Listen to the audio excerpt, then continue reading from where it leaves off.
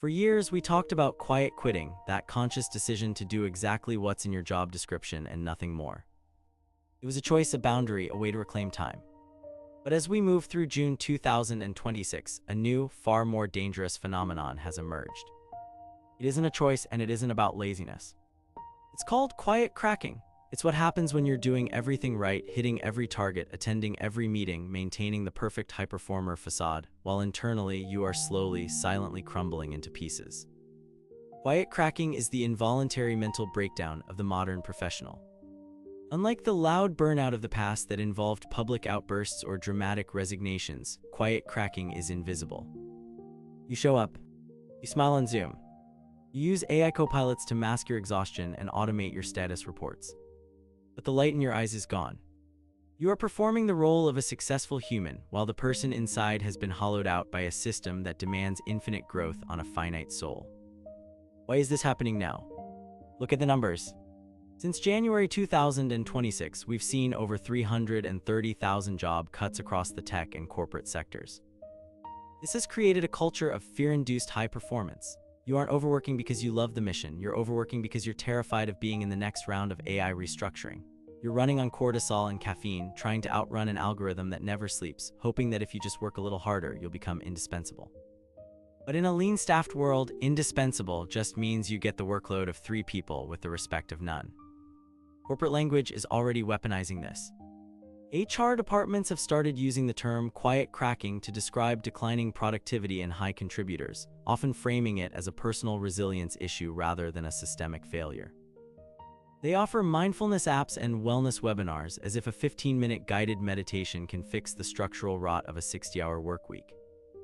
This is corporate gaslighting at its finest, telling you that the weight of the world is heavy because your shoulders are weak, not because the burden is objectively unbearable.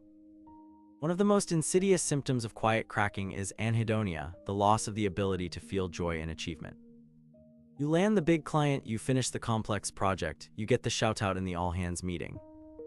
You feel nothing. No pride, no relief, just a cold, sinking realization that your reward for good work is simply more work. Your achievements have become mere data points for a spreadsheet, and your sense of self-worth has been outsourced to a performance metric that resets to 0 every Monday morning. Physical toll is a slow-motion car crash. It's the jaw tension you don't notice until you try to sleep. It's the high-functioning burnout where your body is constantly in fight-or-flight mode. In 2026, we've optimized our calendars but neglected our biology. We've forgotten that human creativity and focus aren't linear compute tasks. They require rest, wandering, and the one thing corporate culture hates most, boredom. Without that space, your brain starts to crack under the pressure of constant, high-stakes context switching. Why do we stay silent? Because in this market, vulnerability feels like a target on your back.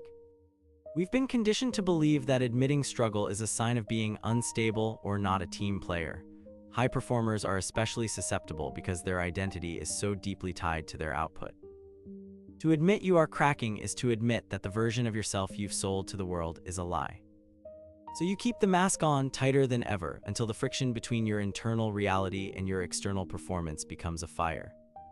You start to feel like a hollow cog in a giant, automated machine. The AI squeeze has stripped away the human elements of work, the collaboration, the shared jokes, the messy, creative brainstorming, leaving only the raw execution. You are being measured like a compute unit, expected to deliver tokens per second of value. This loss of agency is the core of quiet cracking. When you no longer see your humanity reflected in your work, your spirit begins to withdraw, leaving behind a ghost that just goes through the motions. Recognizing the signs is the first step towards survival. Are you increasingly irritable over minor inconveniences? Do you find yourself scrolling through job boards not because you want a new career, but because you want to be someone else entirely?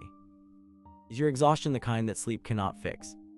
If you feel like you are standing on the edge of a breakdown, doing your best to look like you're just enjoying the view, you are quiet cracking. And it is not a personal failure, it is a rational response to an irrational environment. The turning point comes when you accept the breakdown not as a failure, but as a signal.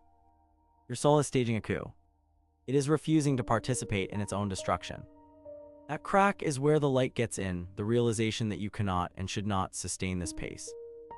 You have to stop trying to be algorithm-proof and start being human-centric.